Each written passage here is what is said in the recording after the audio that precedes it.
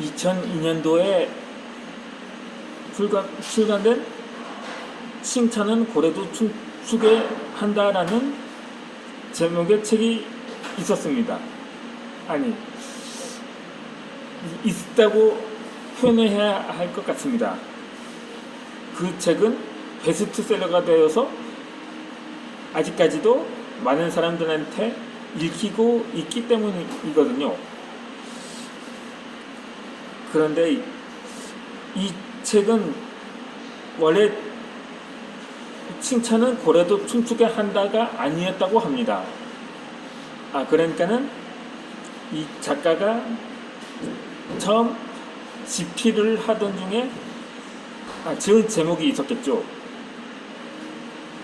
그러니까 그런 초창기의 제목으로 출간을 했는데 당시 제목이 칭찬의 힘이었다고 합니다. 이 경영인이자 컨설턴트인 켄 블랜차드가 지은 책이다 보니까 그 앞에는 또 영문자도 추가가 되어 있었거든요. 하지만 출간 초기에는 거의 판매량이 저조했다 한 수준도 아니었다고 합니다. 그러니까 얼마나 팔렸는지 그냥 소장용 정도로밖에 판단이 되지 않았던 거죠. 하지만 문득 그 작가는 또 다른 제목이 떠올라서 책 제목을 변경을 했다고 합니다. 그리고 재검토를 요구했는데 이후 그 출판사에서도 그 제목을 교체해서 다시 발행을 했는데 물론 내용은 그대로 놔두고 이 제목만 바꿨거든요. 하지만 그 이후로 그 책은 출간 이후부터 대박을 기록했다고 합니다. 이 단지 제목만 바꾸었을 뿐인데 완전히 상황이 역전이 되어버린 거죠. 그만큼 제목도 얼만큼 책 판매에 얼마나 영향력을 끼치느냐에 해당이 되는 거죠. 제가 거의 10년 만에 책 계약을 했을 당시 출판사 대표분께서 이렇게 연락을 하셨더라고요. 이 제목이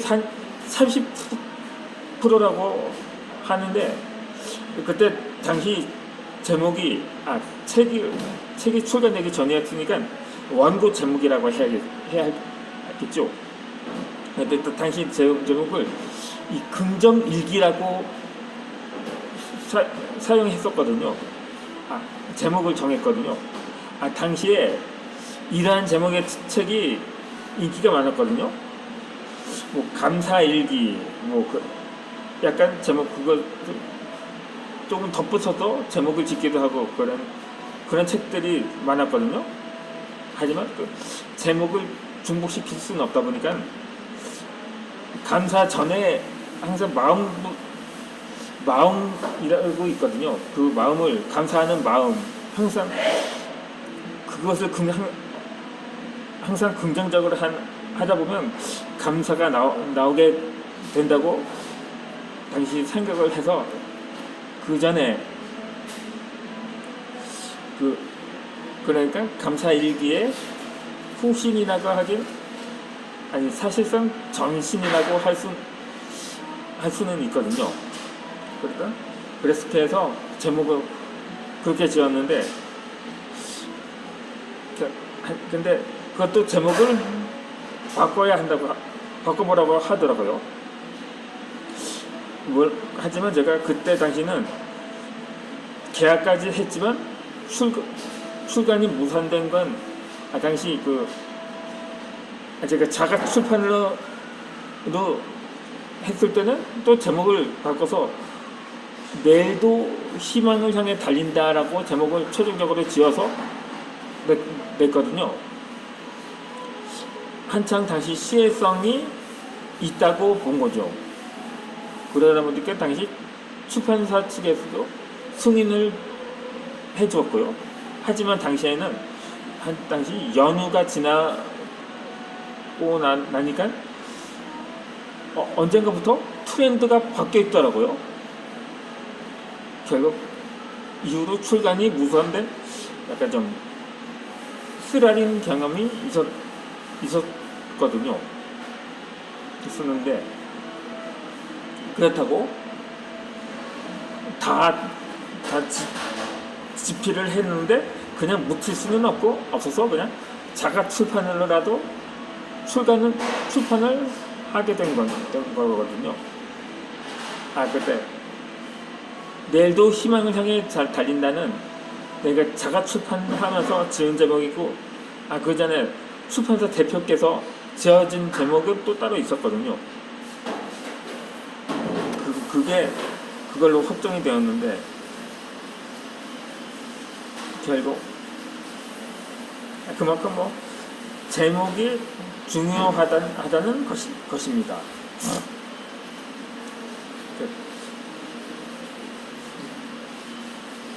인터넷이 발달하면서 수없이 많은 인터넷 언론이 생겨났습니다. 저도 인터넷 시민 기자로 활동을 한 적이 있었는데, 그렇다고 이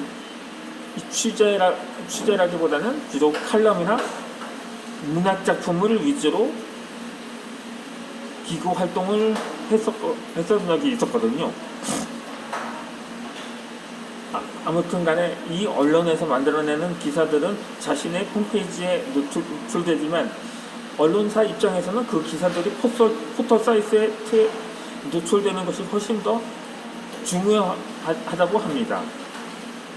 기사를 클릭하는 사람의 숫자의 광고에 따라 광고 단가가 바뀌기 때문인 거죠.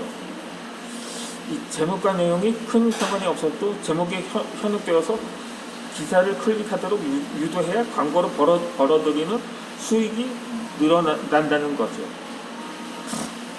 이 과거에도 무시할 수는 없었지만 갈수록 기사의 내용보다 제목이 더 중요해지고 있습니다. 기사 내용보다 제목으로 사람을 낚아야 할 필요성이 점차 증가한 것입니다. 그러다 보니 이런 사례도 있거든요. 그냥 제목만 보고 클릭하다가 낚였다는 댓글도 적지 않은데, 그러한 부작용도 없진 않다는 거죠. 그러니까 제목과 그 내용이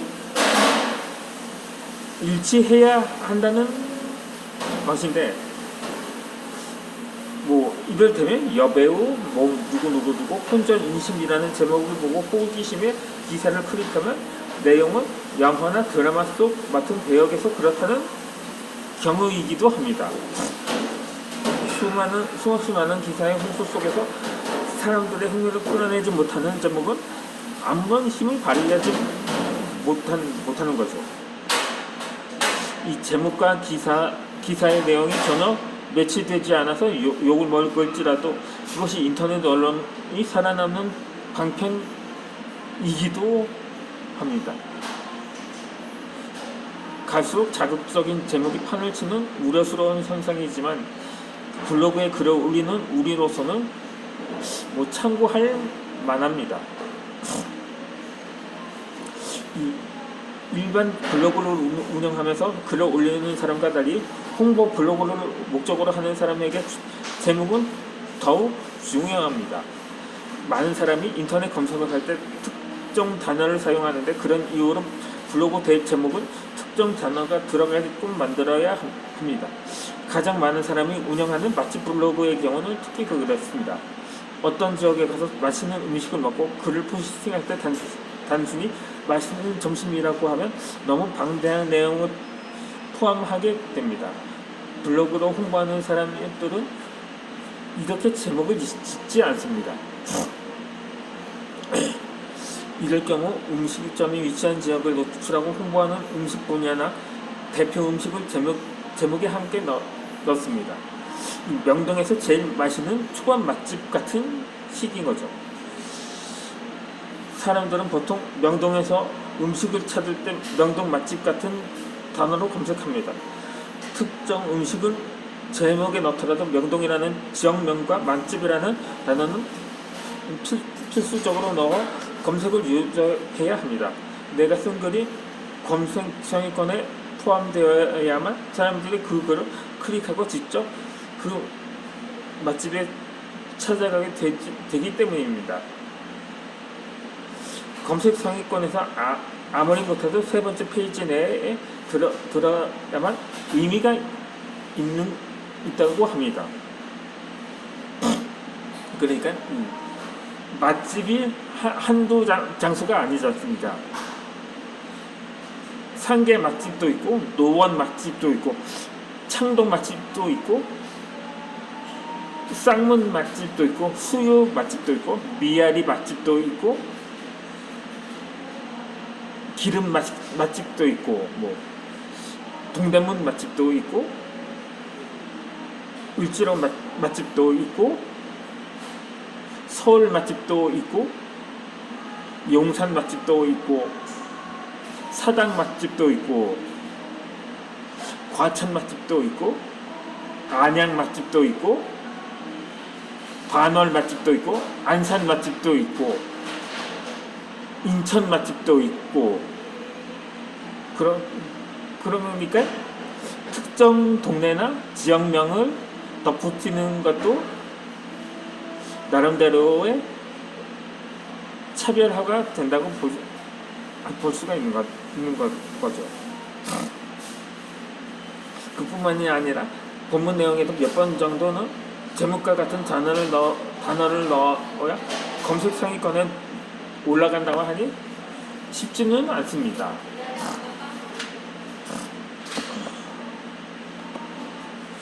내가 글을 쓴 글을 많은 사람이 본다는 것은 굉장히 기분 좋은 일입니다.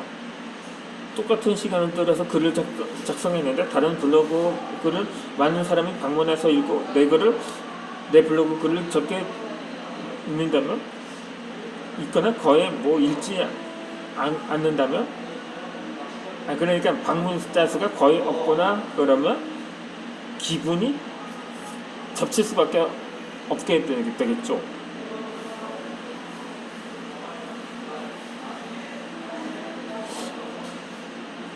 하지만 홍보용 블로그를 운영하지 않는 사람이 굳이 그런 노력까지 하면서 제목에 심혈을 기울일 필요는 없습니다. 나는 블로그 글의 제목을 지을 때 크게 고민하거나 많은 조사를 거치지 않습니다. 가령 리뷰를 쓸 때면 내가 본 책, 영화, 드라마 등의 제목을 우선 그대로 적고 줄표를 넣은 다음에 머릿속에 떠오르는 간단한 부제를 덧붙입니다. 예를 들자면 책으로 변한 내 인생, 책은 나를 변화시킨다. 창문 너머 주무신 100세 여인, 100세 노인, 유쾌한 이야기 같은 시기인 거죠.